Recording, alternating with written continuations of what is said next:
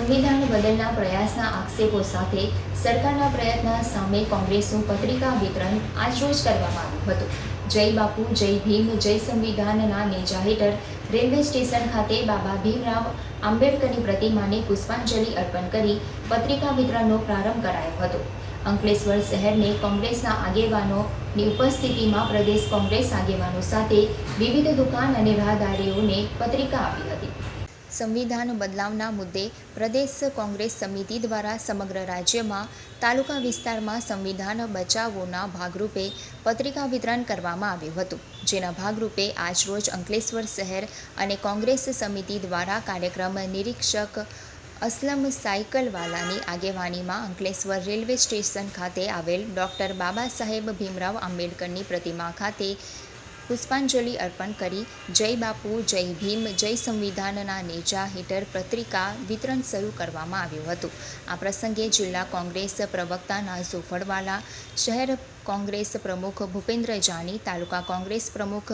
ગિરીશ પટેલ સહિત તાલુકા અને શહેરના હોદ્દેદારો અને કાર્યકરો સાથે સ્ટેશન રોડથી પ્રત્યેક દુકાન પર જઈ સંવિધાન અંગે જાગૃતિ ફેલાવતી પત્રિકાનું વિતરણ કર્યું હતું. પ્રદેશ કોંગ્રેસ સમિતિ દ્વારા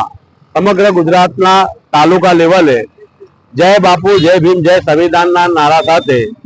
એક કાર્યક્રમનું આયોજન કરવામાં આવ્યું હતું. એ કાર્યક્રમના આયોજન મુજબ અંકલેશ્વર તાલુકા કોંગ્રેસ સમિતિ અને અંકલેશ્વર શહેર કોંગ્રેસ સમિતિ અને યુથ કોંગ્રેસ સોશિયલ મીડિયાના સૌ આગેવાનો, જિલ્લા કોંગ્રેસના અમારા મુખ્ય પ્રવક્તા એવા વડીલ નાજુભાઈ ફળવાલા સૌએ આજરોજ અંકલેશ્વર શહેર ડૉક્ટર બાબા સાહેબ આંબેડકરની પ્રતિમા રેલવે સ્ટેશનથી આ પત્રિકા વિતરણનું કાર્યક્રમ હાથ ધર્યું છે. મુખ્ય મુદ્દો એટલો જ છે કે આજની જે સરકાર છે એ સંવિધાન બદલવા માંગે છે અને કોંગ્રેસના સૌ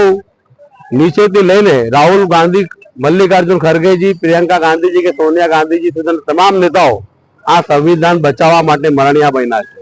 અને દેશ જે આઝાદ થયો ત્યારથી સૌને પોતપોતાનો ધર્મ અને જાતિના હિસાબે પોતાના રીતે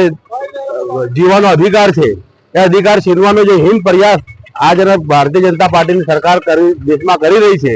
જેના કારણે આવનારા દિવસોમાં અરાજકતા ફેલાય, અશાંતિ ઊભી થાય, એવા કાર્યમાં દેશમાં જે આગળ વધી રહી છે, મોંઘવારી હોય કે બેરોજગારી હોય, એવા મુદ્દા પર ધ્યાન ભટકાઈને એવા મુદ્દાઓ લાવીને સરકાર કામ કરી રહી છે કે જે સંવિધાનને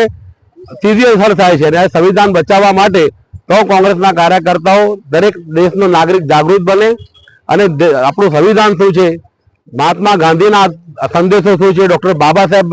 આંબેડકર સાહેબે બનાવેલું બંધારણ શું છે, એના માટે લોક જાગૃતિ કેળવવા માટે આ કાર્યક્રમ કરવામાં આવ્યો. હું ખૂબ અંકલેશ્વર તાલુકા કોંગ્રેસ અને શહેર કોંગ્રેસના સૌ આગેવાનોને ખૂબ અભિનંદન પાઠવું છું કે આવી શોર્ટ નોટિસમાં પણ આટલું સરસ કાર્યક્રમનું એ લોકો આયોજન કર્યું છે.